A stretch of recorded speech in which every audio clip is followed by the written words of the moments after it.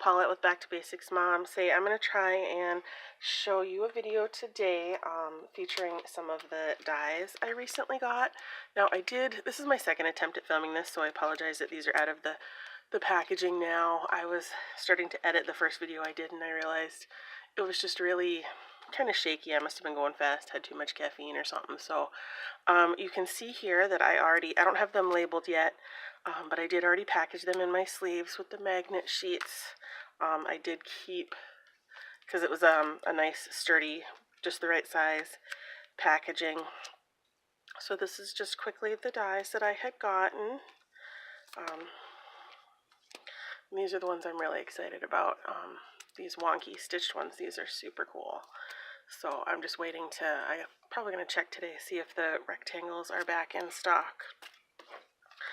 So I'm going to show you what these look like actually cut out. I'm just going to use some basic black and white cardstock. The black is just a cheapo black from Walmart. And this has got a white core. I don't love it for card making. I do use it to supplement some of my scrapbooking, but it's not my favorite, so it's good for this. And then the white is also just the inexpensive Georgia Pacific from Walmart. So we're just gonna get started. So my base plates are a little bit beat up, but that's okay. They still work just fine. And I do have the extended platform. I don't have the extended plates, but I don't have any of the long dies, so I never needed to get the extended plates. This is just what my machine came with when I got it originally a few years ago. So I am gonna start with this scallop stitched die. And I'm gonna show you what this one came out pretty cool. And my fingers are not working today. So I'm going to show you a couple of different things. And this one has a super tiny, let's cut that one out too, because that's kind of cool that one has such a tiny spot that it cuts out. So I do have a magnetic base plate too. I don't use it a whole lot. I don't love it.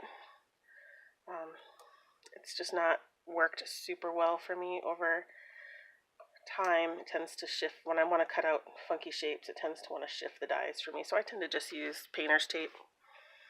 So we're going to do 3 different sizes of those.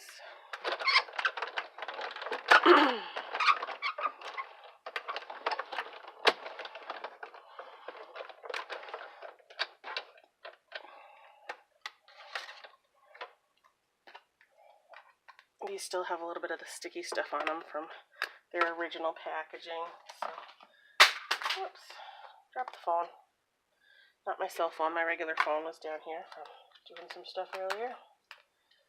Alright, I just want to get these.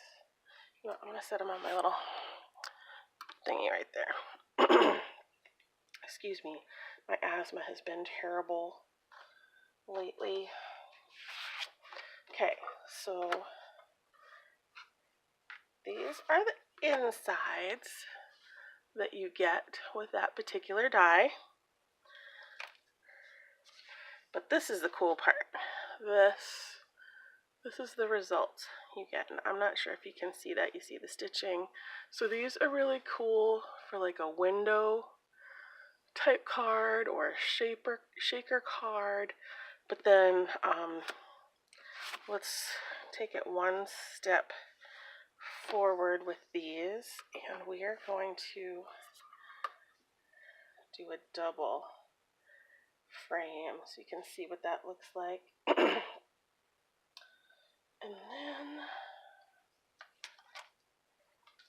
then also, these are just my plain circle Sizzix dies.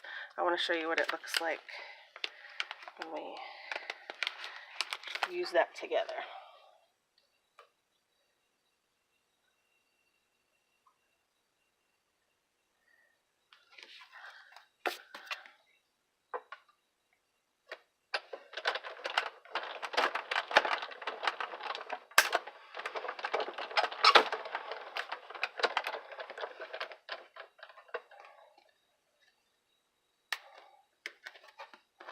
Oh, I've got to get some Goo Gone on that or something.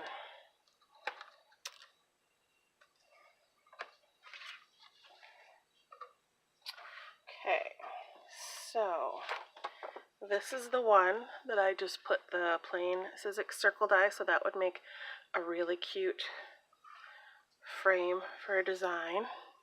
And then if you want it to look a little funkier, you can just layer the stitched scallops together. So it's kind of hard to see the scallops. Let me do one on white so you can see if it looks any different.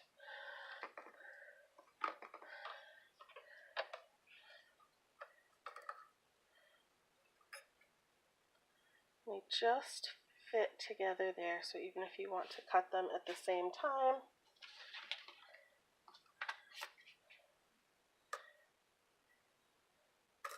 this one, oh wow, that just fits. And that makes it a really precise cut. Oh, I got my finger on the sticky part. So we're going to do those at the same time.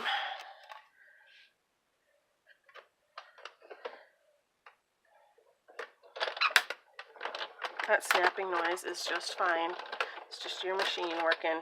If you're cranking it and it's so hard that you literally can't crank it, you want to make sure your tabs are correctly so you have the correct thicknesses going on. Especially when you first get your machine, it's going to be really tight, so you do have to kind of be a little bit careful, especially if you've not used a big shop before.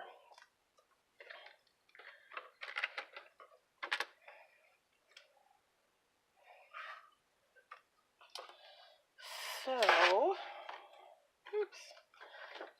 Again, that's the kind of frame you're going to get with the stitching on the outside. That's just if you use just the die. So that's just that. And then that is this and this together. That's what you get. Oops, sorry, I'm trying to show you better.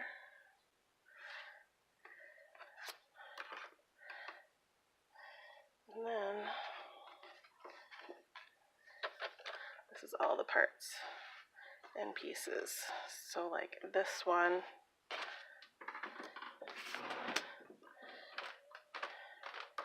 is this one and this one. So you can see the different kind of looks you can get. Alright, so that is the scallop stitched die. And I'm going to put this away really quick because I don't want to lose that. I'll just set that one over there. Up there out of the way. Alright, so moving on. That one's probably the most complicated that I'm going to show you.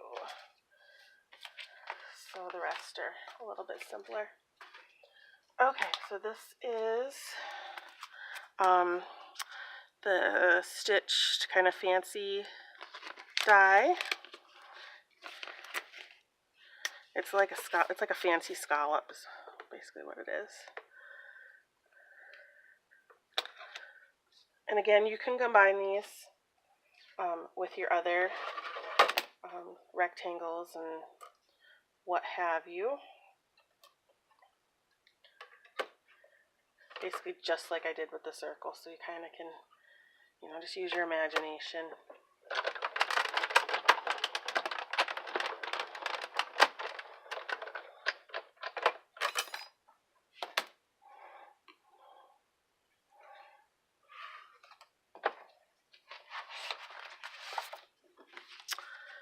So that is the result you get. That's really nice. So, and then this is the cutout. So again, you could use that as a really nice window. Just depends on the look that you're going for. And then, you could step it up again and you could put, your plain rectangle die or whatever, just to kind of take it up another notch. So that is the fancy scallop rectangle.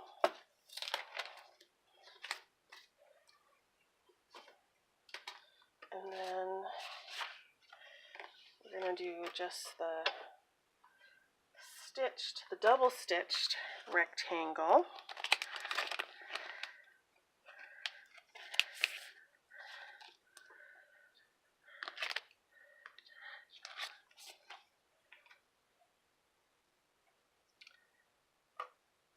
So you can use it just like this. So we'll do this first, and then I'll show you. Oops.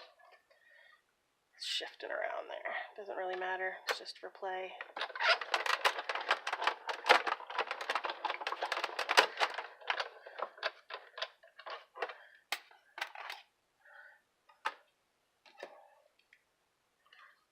So you can see, let me get, on this one,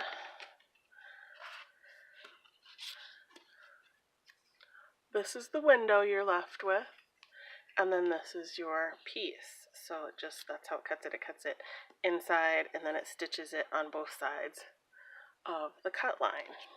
So then if you want a frame, you just take the next size up, or however, it depends on how big of a window that you want, and you lay it down. And if you're, especially on something where you want it to be precise, if you want to, you can either use your magnetic base plate, or I just use painter's tape. I just got this at Walmart. It's really inexpensive in the paint department. That way it's not going to wiggle on you.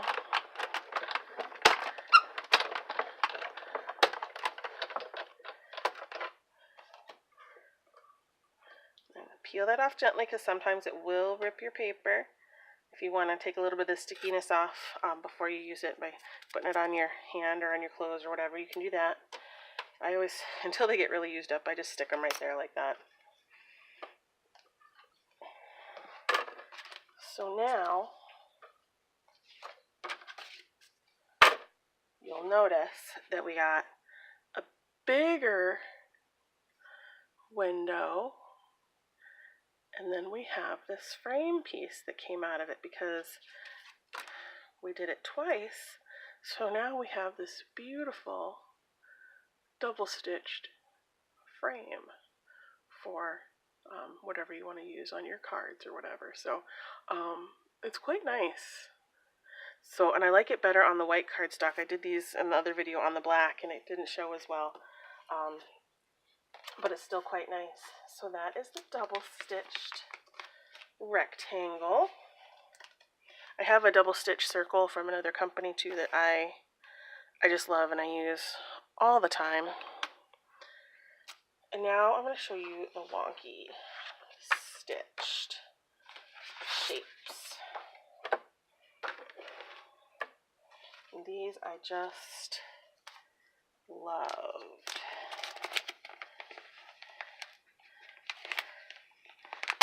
Oh, just split my envelope because I wasn't being careful. And this batch of clear sleeves I just got has not been as good as the first batch I got like 2 years ago. So if you follow my link on my other video about those, I'm not as happy with this second batch. So they just can't seem to take the stress on the sides. Of course, I was being dumb and not just pulling my sheet out like I should.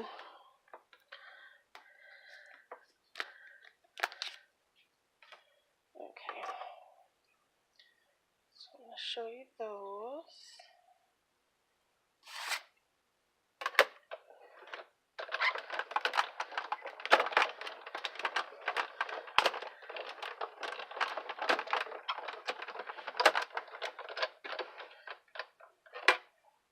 Hopefully I'm going a little slower today so you can see these good.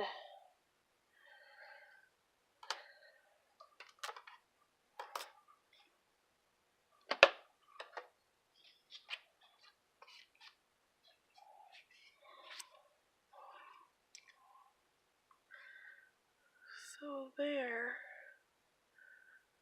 I'm trying to see on my camera. Oh yeah, that one.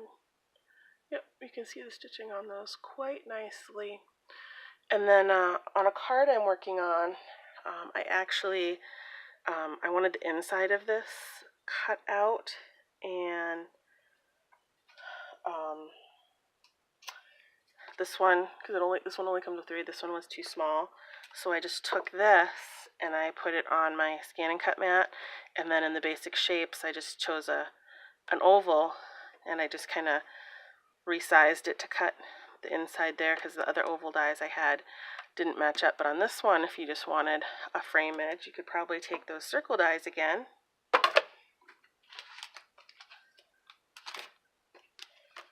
The same Sizzix circle dies. Let's see if these will match up.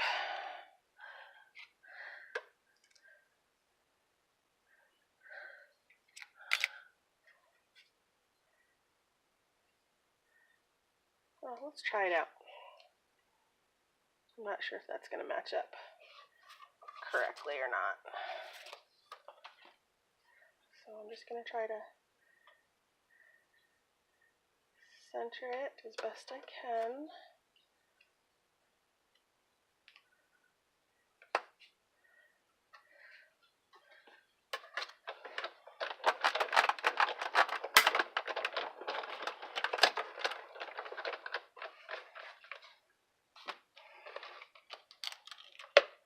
Oh my gosh, that came out perfect. Perfect. Look at that.